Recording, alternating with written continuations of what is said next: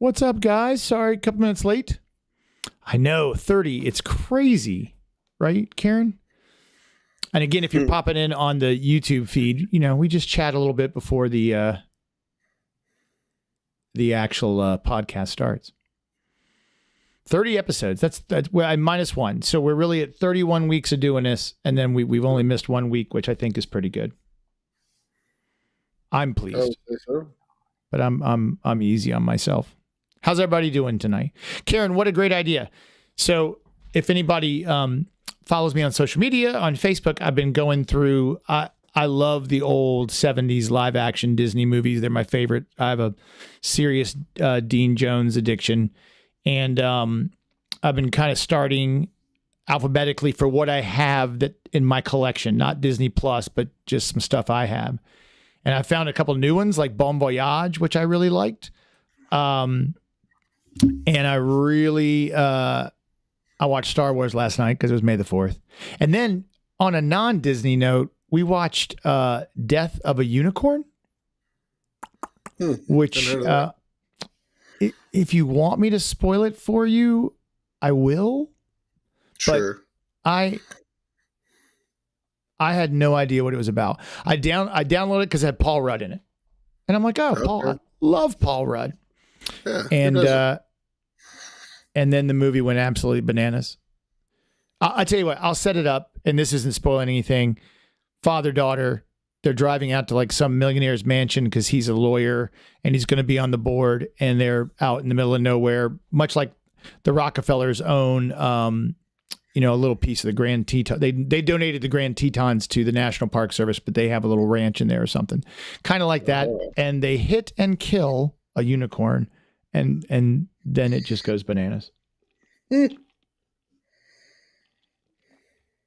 I've never seen anything like it. It was unbelievable. But I to be honest, I fell asleep. So I'm kind of conked out, and then all of a sudden this crazy noise starts going on, and I'm like, what in the world is that? So I watched that, then I woke back up, and then I fell asleep to Star Wars. Yeah, so Caleb, that's exactly that's exactly right. It's like a horror movie with Care Bears. You're not better. Yeah, you're not wrong there. That's funny. Okay. Sorry, Andrew, what were you saying? No, we did a little bit of Star Wars movies yesterday. Started with my favorite, which is Empire Strikes Back, and kind of just watched them throughout the day, and then I had to sit and watch my wife in agony watch the St. Louis Blues throw a 3-1 lead going into the third. They played Winnipeg last night. Winnipeg tied it up with 2 seconds to go. And then in 2 overtimes, watched a puck go off a Blues player's knee and into the net. So I treaded lightly last night in my household. But I've been kind of doing some old school movies. Computer Has Tennis Shoes. I watched that a couple days ago. Then I think you posted Apple Dumpling Gang, and I was like, I haven't watched that in forever. So I watched that, and 20,000 Leagues is my go-to. Johnny Tremaine. Oh, love Johnny Tremaine. Yeah. And there's a couple, it's a really good one, and it's a ways away, but there's some that because I actually just did this on my own, and then thought, oh, maybe this would be interesting to somebody. But Third Man on the Mountain. Oh yeah. Really good movie. And then there's another one with the kid in that. I can't remember his name, but he's also from Swiss Family Robinson. 7. Really? Well, now I wish we'd done this show tomorrow night and we could have had a birthday party. Yeah. Dang. I feel like I'm trying to think how long ago like it was like on a WDW Nation call that he popped in. We haven't had one of those in a while. No, Lou said something about it. But all he does traveler. Is right. He's a little busy, right? He's a little busy. But everybody wants a piece of Lou. That's right. But having the kids, I guess in school makes it a little easier, right? Yeah. James MacArthur, who played Fritz. Fritz, yep. But he's in Third Man on the Mountain and also in, and then we'll start because this could go on for hours. Oh, The Light in the Forest, which 1958, and he plays a white kid raised by Native Americans. I'll have to look that one up. And then they come back and get him, and it's pretty good. Although his acting is very, I am an Indian. I will sit on bench. It's a little. I'm probably not the most sensitive for our times. That's why they changed Peter Pan. Mm-hmm. He's the red man. Although it's funny, I do, yeah, it's interesting. We had to get rid of the church camp I went to was named after a Native American Indian. Sometimes I don't know what to do, but I mean no offense by any of it. That he brought Christianity to Jamestown, the Jamestown settlers actually. He swam or paddled across the when Opie Canoe, who when the mighty James was called the Powhatan, and saved Jamestown proper. And so we named our church camp after him in the 60s, and we had an Indian night where we did Eucharist, and then the kids were inducted, and they've changed that, which bums me out. The way of the Polynesian. All right, but let's start the podcast because this is just for us. And then we'll let the rest of the world jump in. Hey, guys, and welcome to the But Mostly Disney podcast. I'm not sure why I say hey, guys, like that. It's my internet voice, I think. And then I just talk normal. But to start, I always go, hey, guys, welcome to the But Mostly Disney podcast. I'm here with my buddy Andrew. Hello, everybody. How are you doing tonight? Good. Not bad. How are you for a Monday? Pretty good. Pretty good. We are... I'm leaving tomorrow after my wife gets out of school, and we're driving up to Virginia Tech to go see Metallica. Nice. Which is why I won't be able to do the podcast tomorrow night. So we are we're gonna leave after work, get there late tomorrow night, goof around Wednesday, go see the show Wednesday night, and then come back Thursday.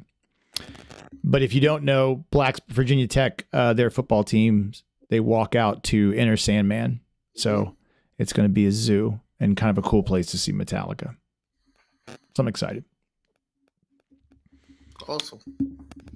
And then I panicked a little bit. I was telling Andrew I panicked a little bit because I was worried. I thought tonight I was watching Poseidon Entertainment, which if you don't watch him, our podcast is almost completely sponsored and run by his research. So we stand on the shoulders of giants that came before us. But I was watching some history of some of the Disney resorts, and I thought that would be fun to do. And then I thought we'd already done it, but we didn't. We had Stacy from the hotel lady, who, if you don't watch her YouTube videos, you should, because she's great. And we did talk about resorts, but not in like the depth we're going to tonight. Didn't we do a top 10 resort early on? Let's go to the list. I'm not sure. Let's go to the archives. I feel like that's right.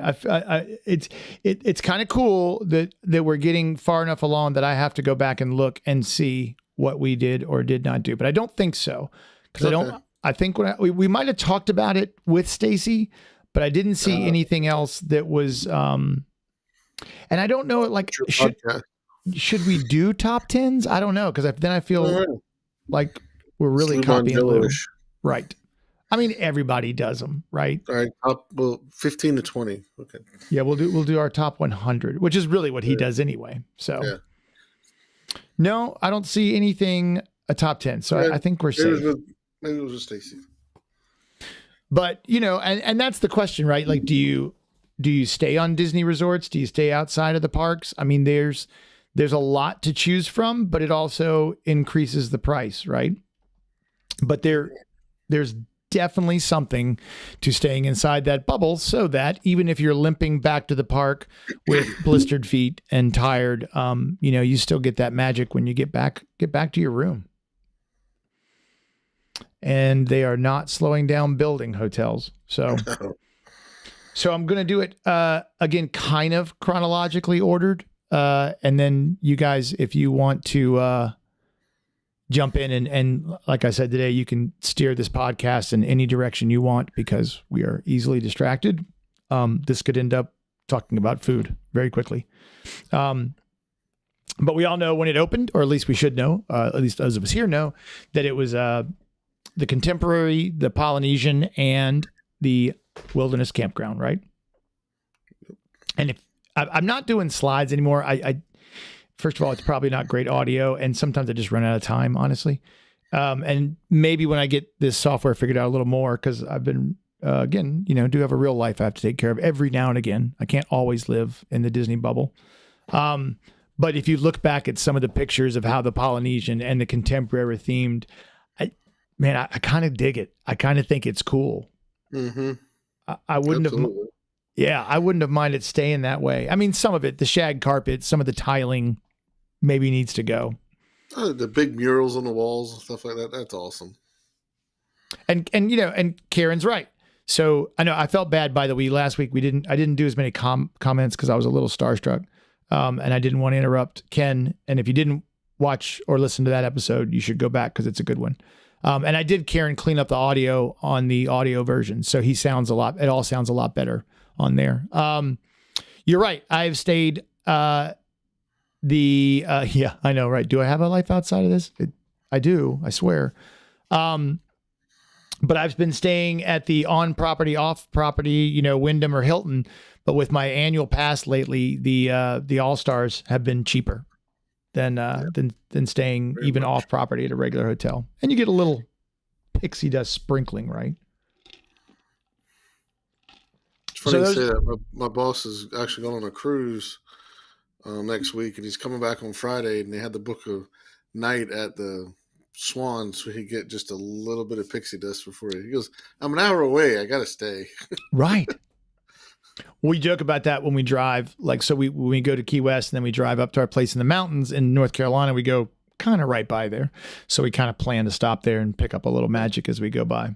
Just something. Although then it's kind of torture because then you're right there by the by all the action and you're not going in, which is a bummer. Although one year we did stop because we didn't, when Seven Dwarf Mine Train opened, we didn't get to ride it while we were there. So we came back just for one day, which is not the way to do Disney, if for nothing else, but that was when tickets were a little cheaper.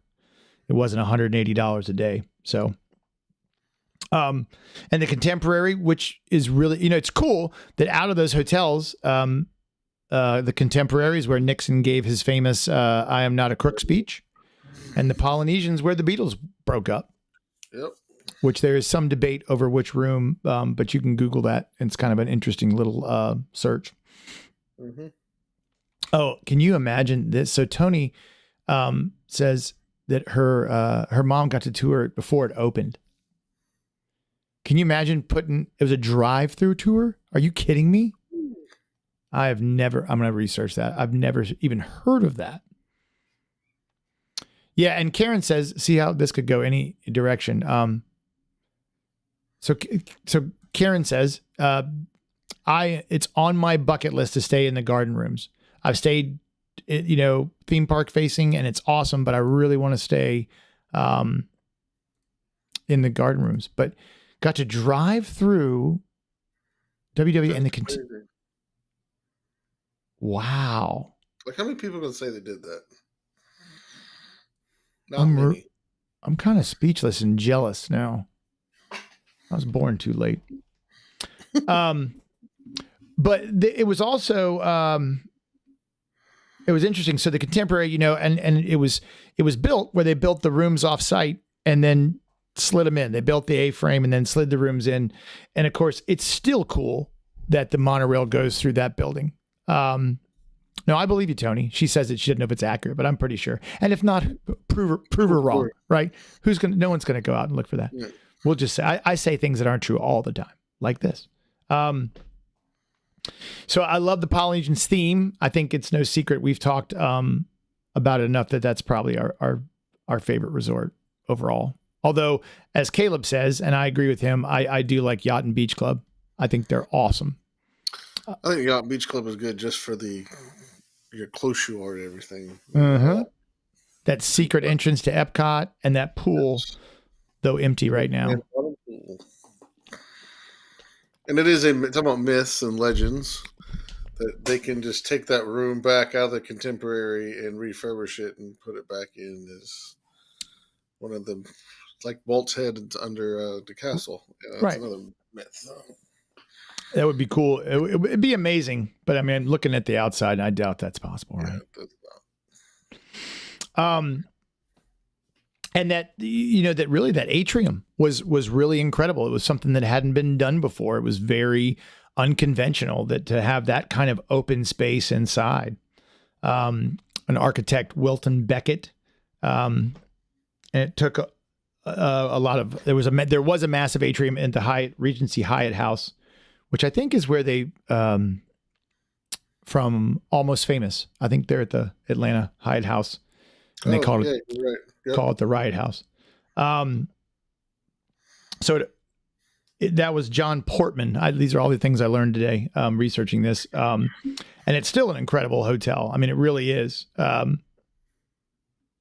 I didn't know that that kind of architecture was really amazing, and it was something only Disney would do just because they could do it. Like if you think about it, utilidors. Like that's crazy, right? Yeah, like, and I don't know if it's true or not. Tony, speaking of things that may or may not be true, did Walt really see a cowboy in Tomorrowland and say, "I never want to see this again"? I don't know, but he literally, his idea was to have those doors underneath there so they could move to and from. And I know Karen's been in them, and I'm so jealous because she used to work there. But it also was themed after geography in the United States. So that's why the Grand Canyon Concourse is what it is. Mm-hmm. And it was supposed to be an homage to the Grand Canyon. And that's why, Mary Blair did the art she did on the center shaft for the elevators. It's a little different now. And that is one thing, as you know, I like to stay really positive, but I'm not afraid to say, I'm not a Disney apologist either. I like to say that. And this is the question I may ask over and over again, because this is what I was thinking about today. I like the IP. Like, I think that it's cool. The Incredibles are in there.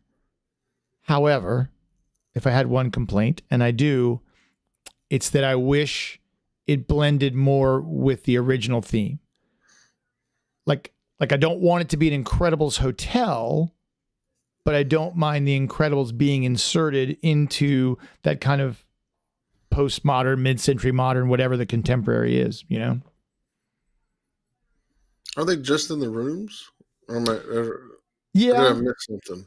Yeah, but then if you look at these are things I don't normally think of, right? Like I just go to the parks and enjoy myself. But the more I go, the more you start looking around, and it's like the theming. Is there a consistent theme in these hotels anymore? And some definitely. But in the contemporary, now what's the theme? I think Mickey can be inserted anywhere, right? Like Mickey transcends all themes. He can be popped in there because he really is the ambassador for all of Walt Disney. And again, I think there's a way to put the Incredibles in there that makes sense. And I think a lot of that cartoon is kind of mid-century modern. Or if you look at, I just found this guy and I follow him on Instagram, The Art of Scooter. And he had a booth at Festival of the Arts, and he does really cool mid-century modern stuff. It's amazing. But couldn't you blend it all together? Because now it's a monorail, and then there's the kind of space outer rim lounge, right, which is space, and then the conference is kind of on its own. But I don't expect much out of that. But you come in. Oh no, you come in downstairs. It's all Incredibles in the lobby, right, on the walls. Oh, you're right. It's kind of like the Tiana's overlay in Riverside. It's like it's there, but then you go into the gift shop and there's still Goofy and Mickey's nephews, and there's nothing really except for the princess rooms. There's really nothing else that ties it to Riverside. I see what you're saying now. Right, and it's there a lot. So, and we'll get to it. But does Mary Poppins fit into Grand Floridian? Like, I think there's a way, because they both have kind of, but really Floridian, it seems to me, and please correct me if I'm wrong, is really more modeled after beach resort, more so than Victorian splendor, right? Yeah. Even though I think I mean, the place looks like a Mary Poppins dress, right? So I think it's okay, but where does Mad Hatter fit in? Oh, how about the Enchanted Rose? Where's that fit in at? Right. Beauty and the Beast, and then the bar, but there's a castle, and then the Mad Hatter pool or the giant rock feature, which looks really out of place. Mm-hmm. It should go next door. Right. I don't hate it, right? Again, none of this I hate. I still love it. But it's interesting, and maybe that's the same thing we keep talking about. Can't we have more original Disney IP? But the reason Disney's so popular is because of this incredible IP. I mean, I think I've said it before when I did some work at Busch Gardens for an energy company. That was one of the things. The guy, he said, I'll never have the people because I don't have the characters. And they've tried at Busch Gardens. They've tried an Eagle and Old Country and all kinds of different people, and it really doesn't work. And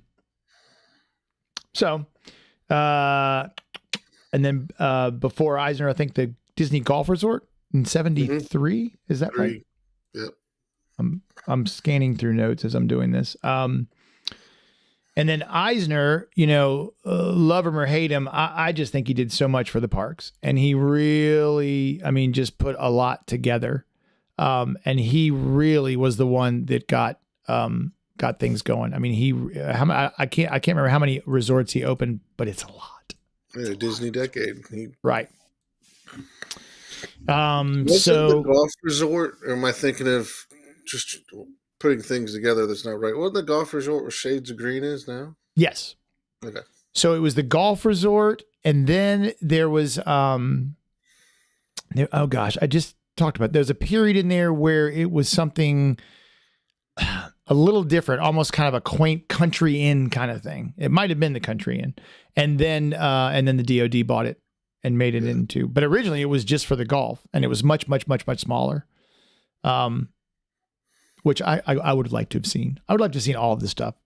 I would like to met Walt. None of it's going to happen. So Eisner came in 84. And obviously he wanted to, he's building a new park. So he definitely wants to have, going to need more resort capacity.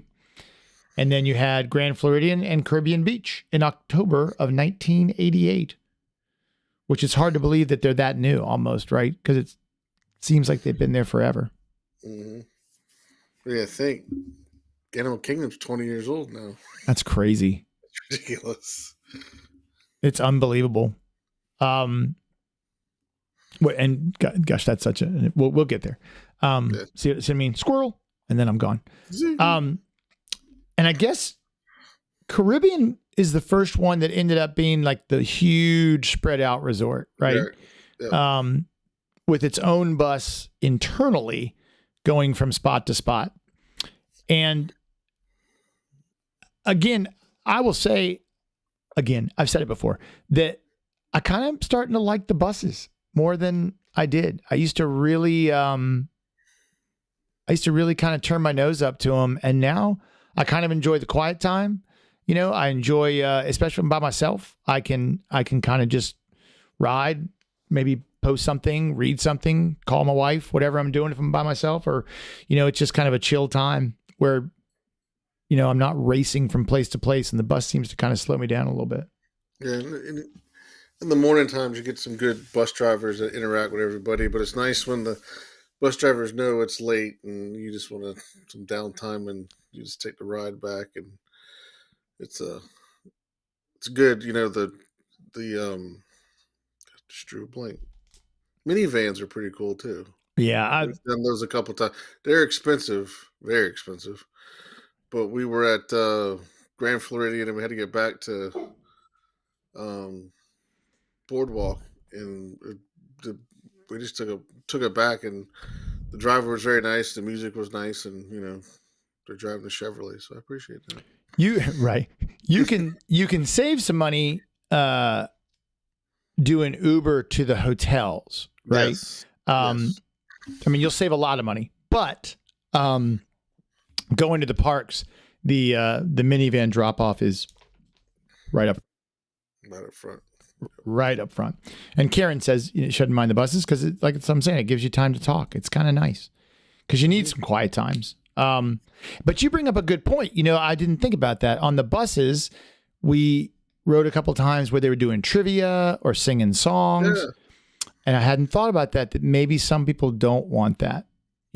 Like it's nice when you want it, but if you really want it, if your kid's asleep and you're tired and people are screaming, what year, Walt Disney was born, maybe. Yeah, I think the drivers get a good feel of what's going on the bus, and at night you're like, hey, thanks for getting on, and then you can tell it's the last bus leaving Magic Kingdom because everybody's quiet. The kids have got their heads on their parents' shoulders and they just want to go back, take a shower, and go to bed. So the driver's like, I'm going to get you as quick as I can, as safe as I can. But in the morning times, they're, hey, how you doing?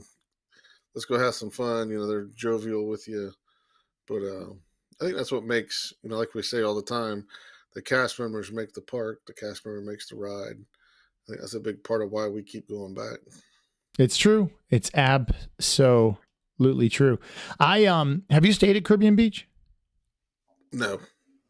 Yeah, I've made friends on the bus too, Karen. Sorry. I like it. We stayed there one time, and there must be some Florida innkeeper laws or something because, in my experience, if Disney says no, it's because they really can't do it or it's against the law. And I was supposed to stay with a friend in St. Augustine, and he was sick, and so we decided to check in early, and we just came and we went online and got a room at Caribbean Beach. And so when we got there, because Seamus brought it up in the car, he's like, "Hey, can we stay in one of the pirate rooms?" I'm like, "Oh yeah, sure." So we roll over there and asked, and they wouldn't let us because there's 5 of us. And they're like, "Oh, I'm sorry." And she went in the back and asked. Like, it wasn't like she just said no. She went back and asked, and she came back out, and she's like, "No, I'm sorry, sir. You can't. It's only 2 beds." I'm like, we're gonna sleep 3 to a bed and 2 to a bed. She's like, "Nope, we're not allowed to do it." And she was so convincing. I didn't argue with her because Disney doesn't say no that often. So we were pretty far away from the lobby, but it was such a nice walk. Like we didn't take a bus, but we walked down by the lake, and then there's an island in the middle of the lake that I think they've cleaned up a little bit. But when we were there, it was like really dense foliage. And there was a playground and some hammocks and stuff. And then we went across that, and then you got to the pool, and where they have like a little indoor kind of town for the. Karen says footage per person. Maybe that's there's some law. There's something. Yeah, I bet it is. We've flown over top of it here recently on the Skyway. We've talked about staying there, but we just haven't done it yet. I'm sure we will here in the future. It looks cool. It's awesome. I liked it. If you have a preferred room and you're closer to the pool, it's probably a little better. I will say I bought a mug from there, and here's a little pro tip. Don't put it in the dishwasher because it was a really cool mug, and apparently it was hand painted and one time to the dishwasher, and it was toast. I try really hard not to buy things I can't put in the dishwasher because then they just sit in the sink. But it's really pretty, and it looks really, really cool. They did refurb the Port Royal Food Court in 2017. So I think we were there. I haven't seen that since they've done it. I walked in and grabbed something at the gift shop, but and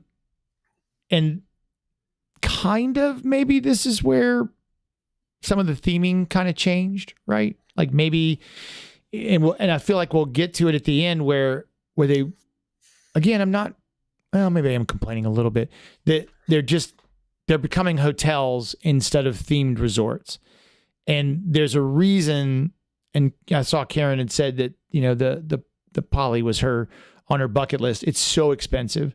And frankly, it's become so crowded because so many people who aren't staying there want to be there and just to walk around. It's gotten to be a lot, and it's still awesome. However, one of the ththings about it is that, and Karen sent me a photo that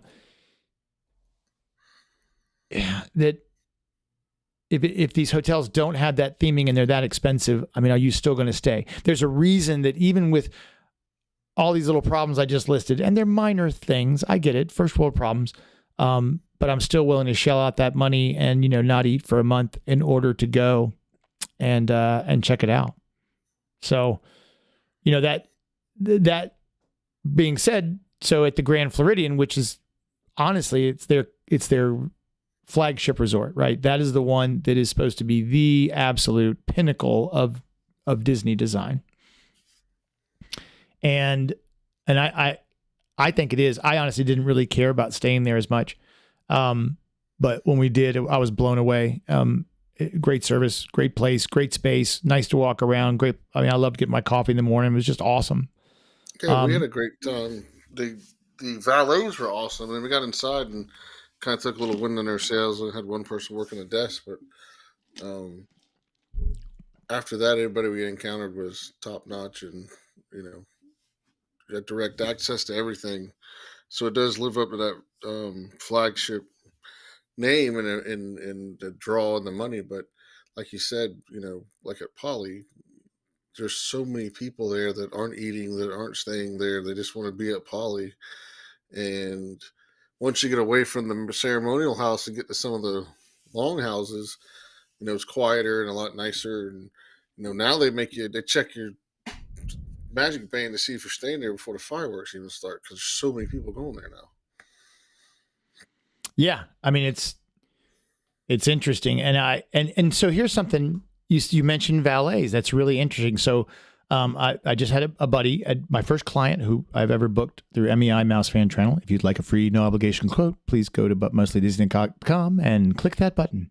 But he just traveled and they stayed a couple nights at the Grand Floridian. Two little things that I thought was interesting. I could not get them a king size bed. Now they had their daughter, so it worked out fine, but I told them ahead of time, I was like, I've asked, I put in the request, I've called the day of, I called the day before, and they try, but they won't guarantee it. There might be, if you book far enough out, an option for a king bed, but it wasn't available then. And I don't know how many king beds they had. They had a theme park view, and they were okay with it. But what he did say, and he'd never stayed there, is that the valets were incredible. And they did something that I haven't seen them do since we stayed at the Polynesian 10 years ago, which was they brought a cart out, put their luggage on the cart, and drove them to their room. Really? Mm-hmm. I know we pulled in, and I didn't get the car and park all the way. They had Julie's door open. They had my door open. They'd already popped the trunk. And they're like, oh, it's a parents' weekend. We're like, yeah, we left the kids at home. It's just us. Oh, that's awesome. And they're like, there was 3 valets for the 2 of us. Yeah. And they asked us, how many nights you're staying. We told them. They took our luggage, threw it in a cart, wheeled it away, and we went inside and checked in. We're like, all right, this is going to be awesome. And we walked inside, and a little bit of the magic kind of went away because the girl that worked on the desk, I could tell she was just overwhelmed because she was the only one working at the time. And it was 8 o'clock in the morning, so you got people checking in, and you got some other resort stuff going on. But after that, it was great. We didn't have a resort view room, but we had the monorail on the side, and we just kind of, could see that go by. But when they say it's their flagship, they're not kidding. It is. And I just, like you say, these resorts are getting to where they're becoming more like hotels than resorts. And I hope this, do we know the name of the new one? Is it Reflections? Is it Riverside? Lakeside Reflection or something. That's it, something like that. I hope Lakeshore Lodge. That's it. I hope it is not a hotel, but the resort. That's what I love about Wilderness Lodge. That reminds I used to think Animal Kingdom had the best. Now, granted, they're both designed by the same guy. I always thought Animal Kingdom had the best theming until I stayed here recently in February at Wilderness Lodge, and right now I don't know one that would beat it. Yeah, and just real quickly, Karen sent me some hotel law. So they're definitely following the laws, and they generally allow up to 4 people, and some may limit it to 2. But local regulations can change, which makes sense and what I figured. But Tony says, and that they had the limo golf cart, and I think they had that at all the resorts, right? They did. And that, I mean, I don't. If I go by myself, and I do, and I went, last time I stayed at All-Star, I parked right by my door, and I used the online check-in, and I went right in my room. and it was great, right? Mm-hmm. The next time I went, I did it because I didn't need anything, right? It was just me. It's fine. But when I go with the family, I want to walk into the Polynesian. I want to get the lays. I want to talk to someone at the desk. And I like that they, we use Bell services, and I like that they drove my family to the room while I parked the car. I mean, it just makes you feel like $1 million, and you're spending $500,000, right? So they ought to give you something for it. Absolutely. Which is, I don't know. It's a little, I get it.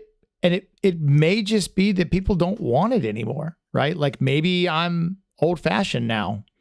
That we stayed club level one time. This is the first time I took both. My youngest was 2.5 and Haley was 16, 17. And we went and stayed at Animal Kingdom for the first time. And we stayed club level, and it was cool to have that experience. But I would have known better. I'd have took the extra money and stayed at Poly just in a regular longhouse. Yeah. Yeah. And I wonder, I don't know. I wonder if it's going to reach a tipping point where, and maybe it's always ebbed and flowed, right? Maybe it moves up and moves down, and we go back and forth, and we'll get to a point where service really becomes the driving factor of these hotels. Because again, I've said it before, I'll say it again. The first time I stayed on property was at the Contemporary, and when I walked in, I felt like a movie star. I felt like those guys had known me my whole life. Can we start a room for you, Mr. Robertson? It was just incredible. My wife will tell you she feels like that's lacking right now. Right, and we've talked about it a bunch. So it's obviously a pretty big. It's something that's going on, right? Yeah. And it's a theme going across a lot of the parks. But they'll listen. It'll get to a point because I think it's too much. Customer service is too much a part of what Disney is. They teach it. They teach management classes with it. Lee Cockerell, if you've listened to him, I mean, it's the basis for my real estate business. It's all based on customer service. I never talk about how much real estate I sell or what the price was. It's all about making the client happy, whether they bought $100,000 house or $1 million home, So we had mandatory Disney classes, right, through General Motors that everybody had to take it. There was no ifs, ands, or buts. There was 6 classes online, and you had to take them because they wanted you to know the Disney culture. Or I didn't get lucky to do this, but you could go there and take the university for a week, and it was Disney trainers and General Motors trainers, and you learn the Disney way to do business. And I feel like in some areas they have lost that touch. Yeah, and they've had, look, I don't pretend COVID has a lot to do with it. I get it. Right. And I don't pretend to know what goes on behind the curtains. I think when we talked with Ken last week, he talked a lot about that the Imagineers still know what they're doing, but they're just not able to do it right now, right? I don't think they have the people to do it. Or the resources, Right. being allocated in a strange way. It'll come back around. I'm confident. And if not, I'll storm down there and I'll make sure it happens for you guys. That's what I do. So 89, big year. You got Pleasure Island, at what was then Walt Disney World Village, right? Mm-hmm. 2 new parks, studios, and Typhoon Lagoon, and you got to figure Floridian and Caribbean were built to handle those extra people.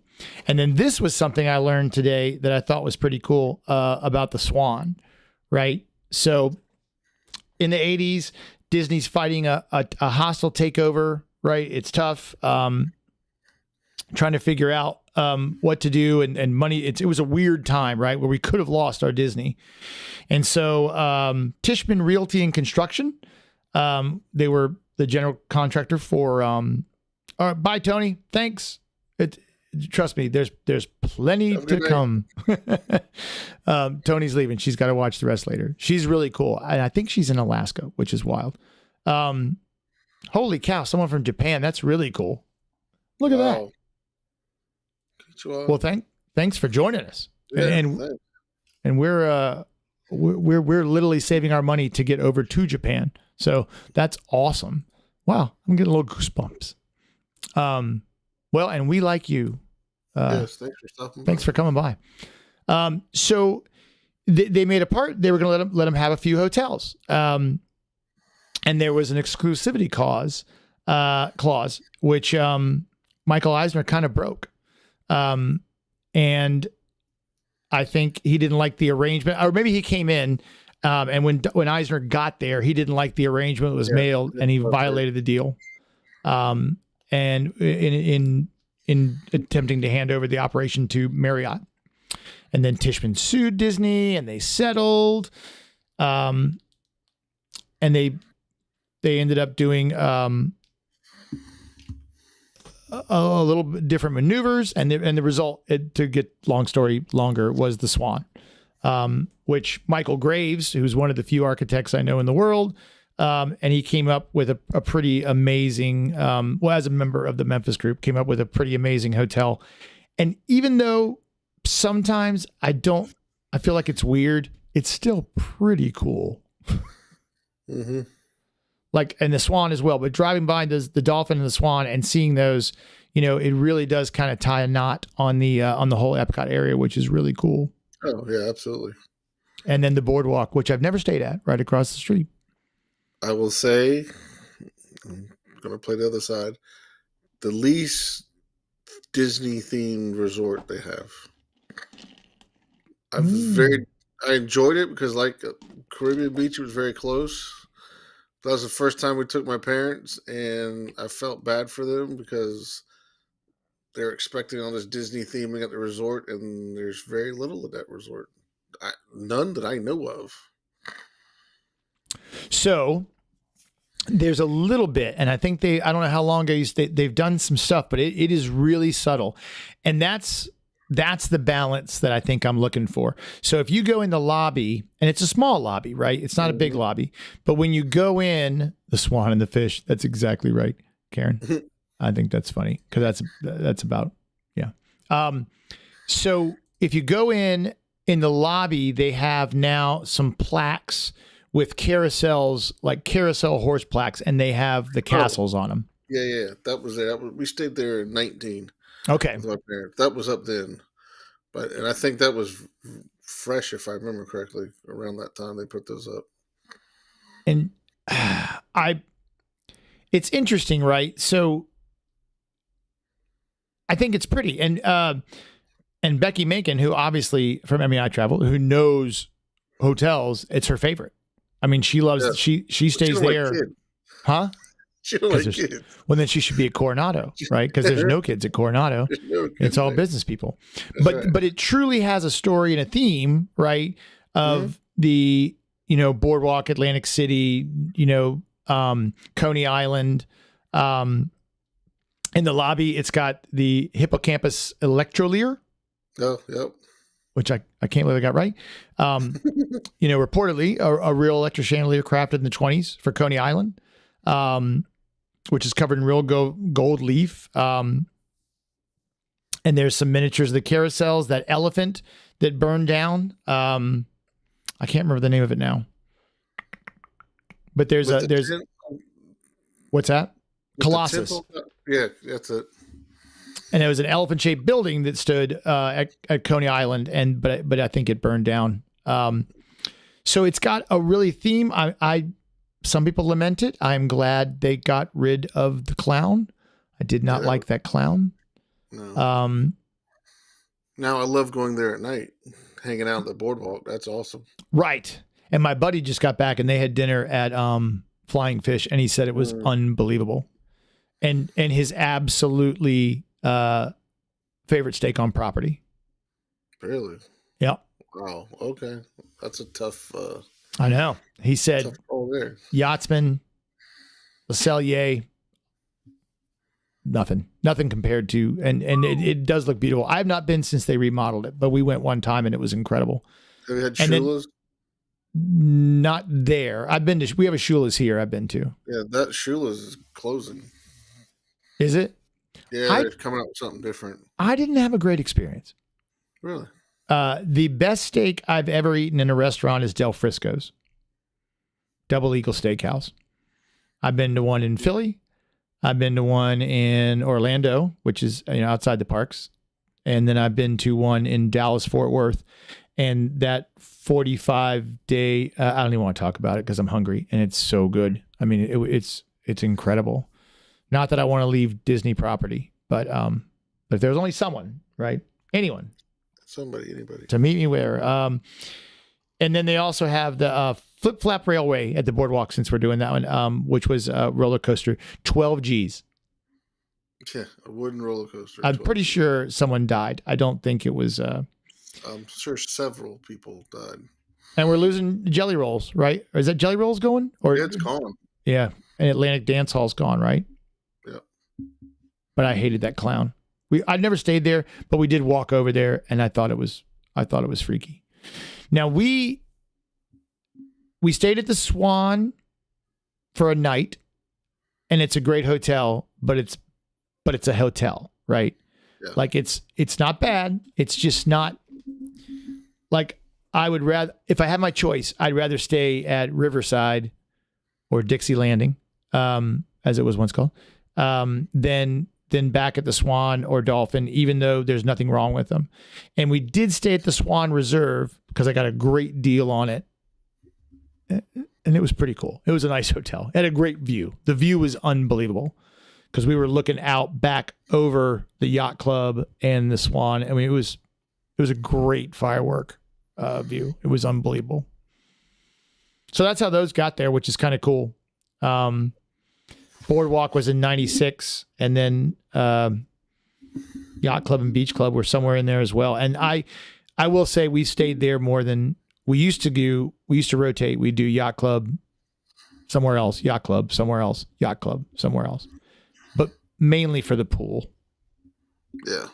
Like the pool was really what drew us there. 91, Port Orleans, which was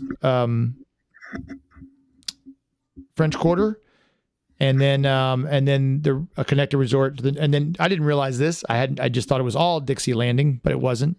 Riverside was Dixie Landing, and the Antebellum South, and then they changed the name because some people don't like the South. I can't imagine why. It's lovely. Bless your heart. Right. We're both from the South, so we can do that too. But I get it. And so Port Orleans Riverside, which is a great name, and it's awesome and it's perfect. And then 91 was Old Key West, which was the original DVC resort. And some people think this is okay. Again, I think we talked about it with Stacy. It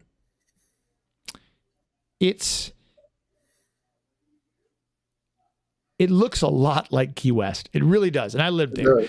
It looks like the Key West golf course. Let's put it that way. So if you play golf at Key West and you go through there, you could squint and you would think you were there. So I think they did a nice job. We're staying there next month. Holy cow. We're staying there next month, and I'll give you a report on how that is, because a lot of the that restaurant there, which now I can't think of the name of it, is supposed to be. Hannah? Nope. What's the bar? sit That's down the bar restaurant? at Yacht Club. What is that? I ate there. Oh my Lord. Yeah, Hurricane Hannah is a great burger out by the pool. Yeah, great burger place at Yacht Beach. All right, am I going to beat the chat? I can't think of it. It's right on the tip of my tongue. It's a girl's name, I think. Yeah. No one. Bueller. I'm so close. I'm one click away. I'm just racing. And now my internet's slow.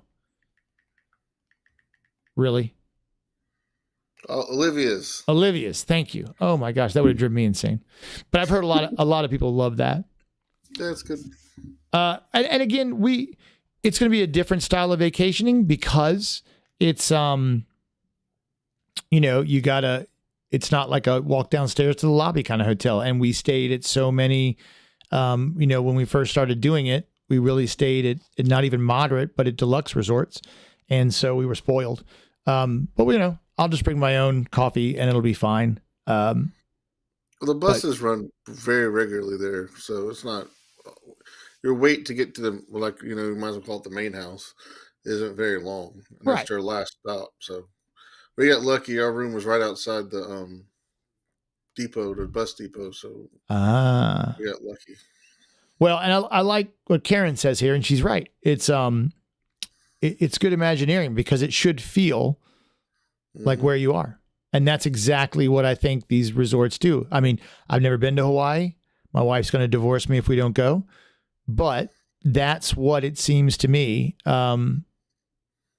it should feel like. So it's interesting. And they've done such a good job. We'll just poke at them a little bit at the end, maybe. 94, you got All-Star Sports and Music, and then movies in 99, 5 years later. And even though it's interesting, I complained about the Riviera, spoiler alert, because I think it's a box with a nice awning. It's very much a box. But the hotel rooms are beautiful. So I just wanted a little more, like, I don't think it has a solid theme, right? I think that was, we need a DVC resort. We're going to build something fast. I think I almost would venture to say it was cost. Like, I think about that. Like, if you look at a house, right, you build a square house and that costs what it costs. And then if you add some dormer windows on the top, which makes it look cuter, right? Makes it look kind of Cape Cod-y maybe. How much do those dormer windows cost? And then what's the intrinsic value? I'm sure they have some formula. And I just don't want to see Disney get to a point where they're like, oh, let's just build it. They'll come. They're going to love it. It's going to be fine. And I think we'll just skip ahead to Riviera. I think the theming is weak there, even though it's pretty, right? Yes, Walt and Lillian did go to the Riviera. I've never read anything that it was really a life-changing moment, but they were there. And then they throw out some pictures of them being there, and it just doesn't seem like it's a theme for a hotel. It's gorgeous, right? Yeah. I mean, it really is pretty. But I don't think it yes. And exactly. So Karen, you're right. That's where the mosaics are. I've never been to the Riviera. Are mosaics a big thing on the Riviera? Is that something that goes on? Where does Tangle, let's go back to our original deal. Where does Tangle and Peter Pan tie into the Riviera?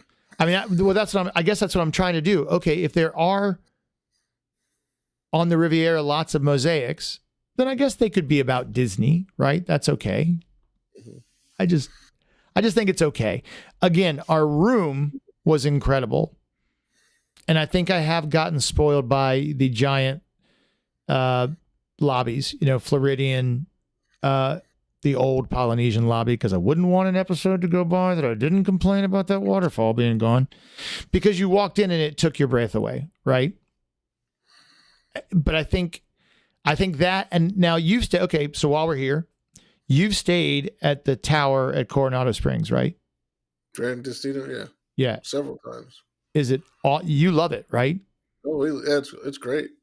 And I think that seems like it at least just latches on to the theming a little better, because it's still Spanish.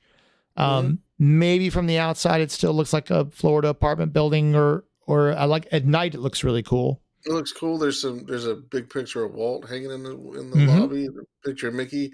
There's a hidden Mickey in the cafe bar, the mosaic behind the bar. It just seems like they took a little more time with that. Yeah, well, you think then they built the new add-on to Polynesian, and from what I've seen of it, it looks ridiculous. All the seating areas they have, and you've been there. I haven't seen. I've seen it, but I haven't walked around it.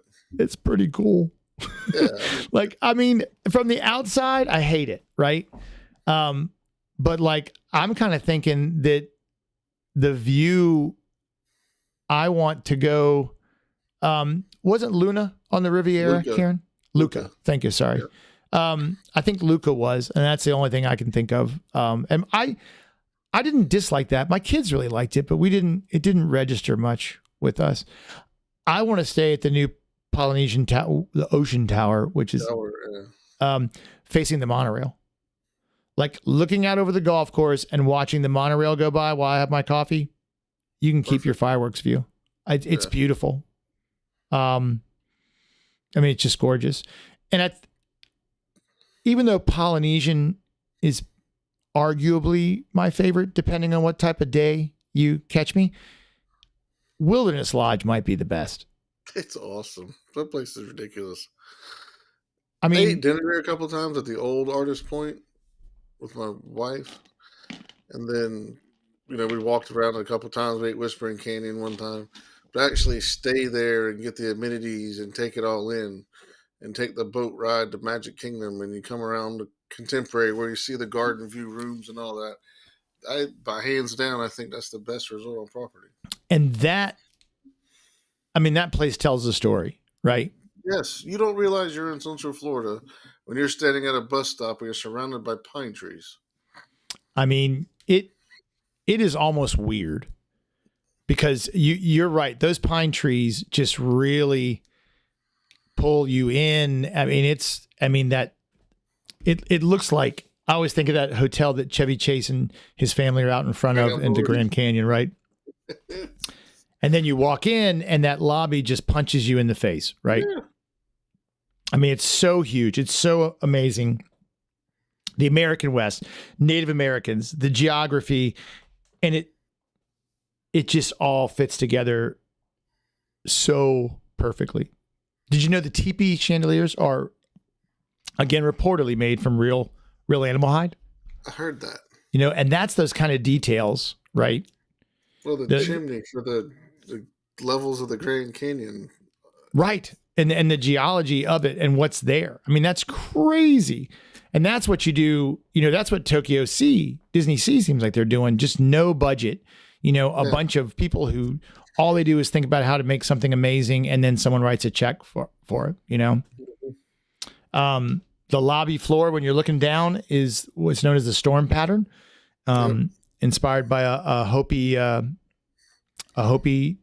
tribe weaving, and done through different types of wood. There's all kinds of Native American art, totem poles, and see there, you shove Mickey into a totem pole and it looks like it fits, right? Yeah, perfect. So you got some Disney. It's very Disney. And then I think even more so without having a Mickey and a Disney on there, what really, for me, the grandiose scale is almost inherently Disney, right? Just the fact that no one would build a hotel like that makes it Disney, and they could not have Mickey in there, and because of what they did there. Lincoln Logs as a kid designed that building. Yeah. It's got 3 fireplaces. Yeah. 2 secret ones, which you always need in Florida. And then what I love, because when I was a kid, I would sit in Home Depot while my dad bought nails and stuff, and I would look at pond books, for like garden ponds. I put a fountain pond I put a koi pond in my last house. I have too many pine trees here. There's no point. It would just be a nightmare. But that starting inside with a little bridge and a little spring, and then the illusion that it does run outside, but then the illusion that feeds right into the pool is so cool. Yeah. Like when we stayed is there a train room? Didn't Lou talk about in there? I didn't find it, but in there like a room that's supposedly with trains and walls. So yes, and that's in the it's in the DVC building. Okay. So we actually stayed in there. And when you go in there, they have a lobby with a it's pretty cool. It's kind of like, and I wish they'd do that more. The Disneyland hotel is so chock full of history. Like there are movie artifacts and cells and just art. It's just incredible. It tells a history of the Disney company in just when you get off the elevator. I mean, it's awesome. And so you've got, I've never been in the Territory Lounge, but you have that. And a lot of people think that's amazing. Kind of celebrating the American wilderness. It's got displays about hunting and traffic and photography and Lewis and Clark, kind of a Teddy Roosevelt. Now they've got Geyser Point, which is best cheeseburger on property. It is by far the best burger. It is so good, and it's such a cool location. And maybe see the water pageant from it, right? And we've never had a problem. I shouldn't say this out loud because people will do it, but we've never had a problem really getting a seat there. We've always just walked in and sat down right at lunchtime. That pool is awesome. And then you've got a geyser blowing up every 15 minutes or so. Right. Yeah. Right. I mean, it's pretty amazing. I mean, it's just unbelievable. And now they have those little cabins, and those are cool. Yep. Copper Creek.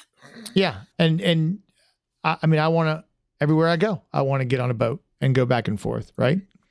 That's just how I want to live all of my life. Karen sent me a poster of Sean hugging the whale totem. It's just so neat. It's just, and at Christmas time, it is definitely the best Christmas time resort. And I would say that Animal Kingdom is a short stone's throw behind it, right? Oh, I mean, absolutely. It's smaller, but maybe to me even feels bigger as far as the lobbies go. And then to be able to walk out, I mean, there's tons of African history. It's like the Africa version of the Wilderness Lodge, right? 100%, yeah. I've never stayed there. That's on my bucket list as well, because that pool looks really cool there. We stayed there. The first couple of times we took the girls, that's where we stayed. And they loved it because we got a Savannah View room, get up in the morning, have coffee, and there's a giraffe right out your window. And so cool. That pool looks amazing. And the cultural people there are so nice. They'll talk to you about anything and everything about Africa. So we've eaten at Sanaa a couple times, and then you walk out in the lobby, you've got your own private savannah, and there's someone literally from Zimbabwe telling you about the animals you're looking at. I mean, it's unreal. And it's a theme park, guys. It's just a theme park hotel. So, and again, then they have a DV section, Kidani Village. I mean, it's pretty spectacular, though it's very far away. Yes, 20 minutes from everywhere. But those windows looking out on the savannah there is just incredible. And they have water features that runs kind of same thing, kind of sliding around through and inside and out there. And they have a cool shop. I like their shop there. It's a lot of fun. And then, coming up, we got Reflections, the Lakeside Lodge. Yeah, and we should see what that's going to be themed about. Well, I don't know. And honestly, been a lot. No. But I don't like the art. And the only reason is because it looks a lot like the Polynesian. Like it looks like what they've already done. And I didn't get too much into it because I try not to judge too much. I mean, it might be amazing, right? And again, it looks cool. It just doesn't look over the top Disney. And I've been watching a lot of Epic Universe stuff. But those hotels look okay to me, right? Like I'd stay in them. Nothing special. Right. I mean, it's just, I want Disney to be such a different class of hotel that it's just not the same. But I don't know. I don't know what the story is. It's going to be cool, right? I mean, it's going to be amazing. The art for me looks a little, it's okay. But they need more rooms because stuff is booking up. It's insane. So we'll see. They kept saying it's going to slow up, but I don't see it ever slowing up. Well, and so we were talking about that. They just opened here in Virginia Beach. They used to have my parents' first date was to see the Rolling Stones at this little place called the Dome, and it was a geodesic dome. It's really cool. It's been there forever. It got torn down a long time ago and probably full of asbestos. I mean, there was a reason. And they just opened a new one. They're opening a wave park with Pharrell Williams is kind of involved. And then they opened this new music venue. Three Dog Night played there Sunday. Tonight's Melissa Etheridge. So I went down and took a tour before it opened because our company does the concessions there. A Budweiser is $20. A Tito's and soda is $26 for one drink. Jeez Louise. And what? I feel bad about buying a $5 Diet Coke now. Right. And I'm no Rockefeller, right? But what I wonder is you've got, okay, cost of goods have gone up. I get it. And you do have to increase prices. There's inflation. But then you increase prices and then you think, oh, well, they'll pay that. They'll pay a little bit more and we can do something. And then they'll pay a little more and then people stop buying. So now you're making less money even though you're charging more. So you charge more to try to make up for the loss in business. And at what point does it tip over? I mean, like at what point do people stop staying on Disney property and then stop going to Disney? And can that happen? I don't know. Because you're going to vote with your dollar, right, in a free market. And I just don't know. I don't know if there is a spot because I don't always feel like I'm making more money as Disney charges more, right? I'm making the same money, but now my vacation's $2,000 more than it was last year. And that's almost what it would have been this year if we'd have done our full, 7 to 10 days, like $2,500 more than last year. It's a lot. That's a lot. It really is. I mean, we're staying at but another trip. Right. And do you make more money off 2 trips or do you make all your money off 1 trip? Which is better? I don't know. I do not know. But as a shareholder, I'm thrilled, right? I guess. Although it's not doing amazing. I haven't checked in a while. Right. Always a silver lining. Mm-hmm. But I think that's a pretty solid rundown of Disney's resorts. Yeah, we didn't mention the 4 seasons. I forgot about that. I have not made a tea time yet, but I can't play that weekend. So you can't? No, my boss is out of town. So all right. Well, tell him to come down. We've talked about Shades of Green. We talked about on our golf episode, and I think Karen was saying somewhere up here that Shades of Green really doesn't have any theming at all. Like it is all it's like a barrack.